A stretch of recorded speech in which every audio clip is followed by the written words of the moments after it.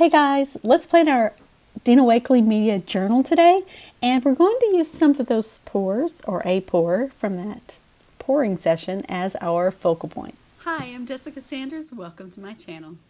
Let's dive right in.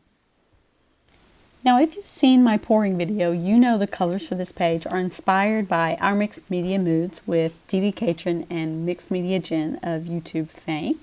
I'll put their links down below.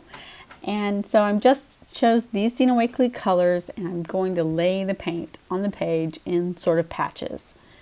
And I don't care about what was already there. I'm completely covering it up and obliterating it. It was just, a mess from something I did before. So all the colors I'm using started out with are very dark. So I'm adding in white. I have a dirty brush. I haven't put my brush in the water to clean it or anything like that. So it has sort of a mix of all the colors a little bit. And I'm just adding paint all over, making a swatch across the entire page. I'm not sure where I'm going with this page yet at this point. I'm just inspired by these colors and just putting paint on the page because it's fun and I enjoy it, and that's what art journaling, at least in part, is all about. Added across the bottom there is called Mineral, and it's not available yet. Again, I had sort of a prototype version and they're having it redone, Ranger is. So just so you know, you can't get that, but you could use Elephant mixed with a little bit of white to get a similar color.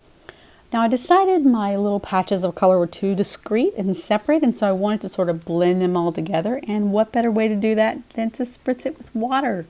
I love how Dina Wakley Media paints really easily activate with water.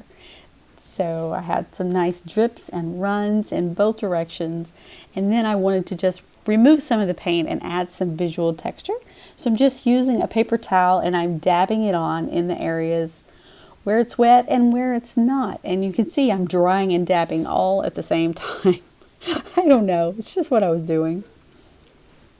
So I pulled out my Dina Wakley circle stamps. I love adding texture with stamps, and I'm using archival ink so it won't re-wet, and just putting it on as texture. I don't want anything distinct or perfect or anything like that. I'm using the circle that I picked out, and I'm using the word, and I'm just putting it all over the page. Then I pulled out my Uniball Signo pen, which writes beautifully on dry paint. Remember to let your paint dry before you do this writing, and did a little bit of journaling just about how art feeds my soul and how I enjoy painting so much.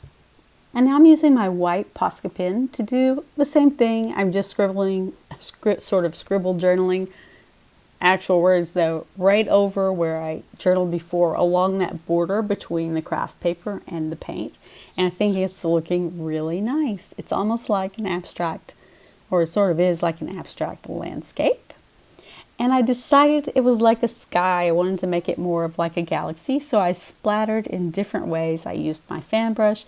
Then I was like, I want bigger splatters, so I got out my Distress splatter brush, and it worked great. I ended up with some bigger splotches than I wanted, so that's where I just used my fingers, smoothed them out, and added a little star.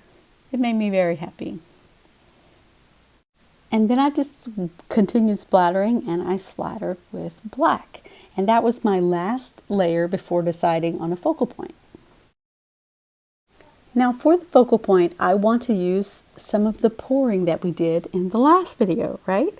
That's part of the reason why I'm doing this. I want to figure out how to use pores in the video. So I auditioned a few of the tags, and I found one that I really loved, this section of it, and I cut out a heart. So I would love to hear what you are going to do with your pores that you make with Dina Wakley pouring medium, or any other pouring medium for that matter. I would love to hear how you can use those in your art journal. So drop your ideas in the comments below. That would be fantastic. Let's talk about it. So now I've pulled some strings off another page of my journal, and I brought in some tulle to sort of work with my focal point that I cut out from my pour, and I'm just sort of auditioning it, trying it out different ways. And honestly, it took me a lot longer than you can see in this video because I just edited part of it out because it was way too long. So I finally did decide on something, and I wanted to write the word magic, because this page reminded me of a magical landscape, and because painting is magic for me. I love it so much, and that was sort of the theme of this journal page. So I wrote the word magic with a Posca pen on some Dina Wakley collage sheets because it goes like practically clear. It's almost clear, especially if you put it on a light colored background when you glue it on. And I used matte medium to put it on there. And I left the edges feathery because that seemed sort of this fantasy magical landscape kind of idea. But it was the heart was a little too stark. I wanted the edges to sort of blend in, be more and not be just white. So add a little paint on the edges, sort of scuffed it up a little and made it a little more messy. Which is a great thing about these pours because it dries to look like a satin finish and you can paint over it. I could have just written over it if I wanted to, but I was afraid I would mess up my page if I wasn't careful. So another reason why I used the collage paper, right? But it still looked kind of cute when I did it. And my finishing touch was to bring in my black Stabilo All pencil, which is brand new, by the way, I just got it. And to add a little bit more of that black from the background to tie my focal point into the whole page.